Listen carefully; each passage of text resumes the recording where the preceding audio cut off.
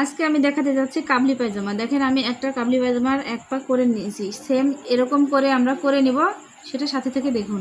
এটা হচ্ছে পায়ের মোহরি। পায়ের মোহরির মাপে এরকম সমান করে লম্বা পায়ের মোহরি মাপে একটা কাপড় নিয়েছি। চওড়া নিয়েছি 3 ইঞ্চি পর্যন্ত। তো এই কাপড়টি আলাদা যে পট্টির জন্য এই কাপড়টি কেটে নিয়েছি। এটা ডাবল করে ভাঁজ দিব মাঝখান দিয়ে দিয়ে তারপরে এভাবে কাপড়টি সিধা পাশে এভাবে পট্টি এভাবে ধরবো, উল্টো পাশে কিন্তু ধরবো না, এর পট্টি সিধা পাশে ধরবো। কাপড়ের সিধা পাশে পট্টিটি ধরে সোজা সেলাই দিব এভাবে, ঠিক এভাবে সেলাই দিব। ফার্স্টে প্রথমে এই সেলাইটি দেওয়া লাগবে।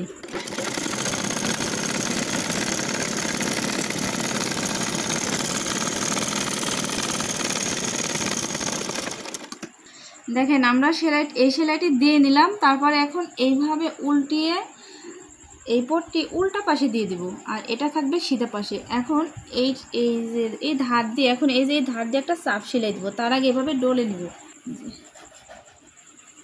সুন্দর করে এরকম করে ডলে নিব, তারপরে চাপ সেলাই দেব।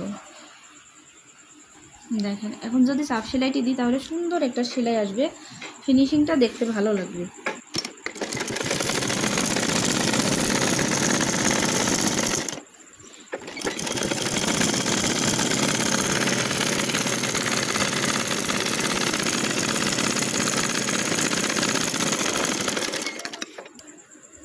আমি সেলাইটা এপাশ দিয়ে দিচ্ছি আপনাদের সুবিধার্থের জন্য।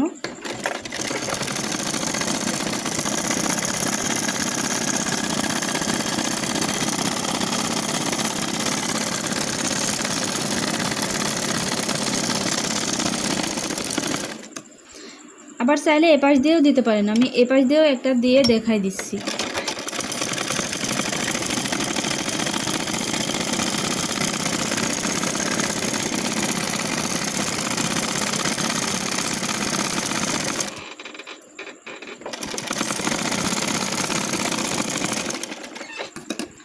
দেখেন খুব সহজে কিন্তু আমাদের সেলাইটি হয়ে গেল।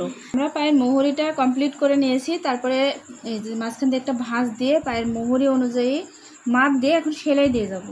আগের পাটা সেলাই দিয়ে নিয়েছি একদম ফিতা দিয়ে মাপ দিয়ে। তো এটার ফিতা দিয়ে মাপ দিব না, আগের সেলাই করা সেলারের পা যে এইখানে এটার উপর রেখে তারপরে সেলাই দিব, যেন একই মাপে সেলাইটা হয়ে যায়। আপনারা চাইলে এটা উপরে রেখে সেলাই দিয়ে যেতে পারেন, আবার দেখা যাচ্ছে এটা উপরে রেখে চক দিয়ে দাগ দিয়ে এটা তুলে সেলাই দিতে পারবেন। এটার মাপে এটা দাগ দিয়ে নিলাম, এটার প্রয়োজন নাই। এখন এই দাগ বরাবর সেলাইটা দিয়ে দিব।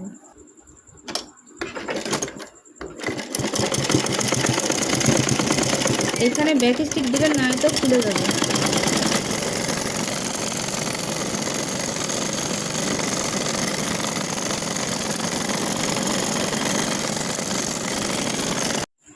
ভিডিওটি যখন দেখতেছিলেন, এত সুন্দর ভিডিও আপনাদের উপহার দিলাম, তার জন্য আপনারা আমাকে একটা সাবস্ক্রাইব উপহার দিয়ে যাবেন।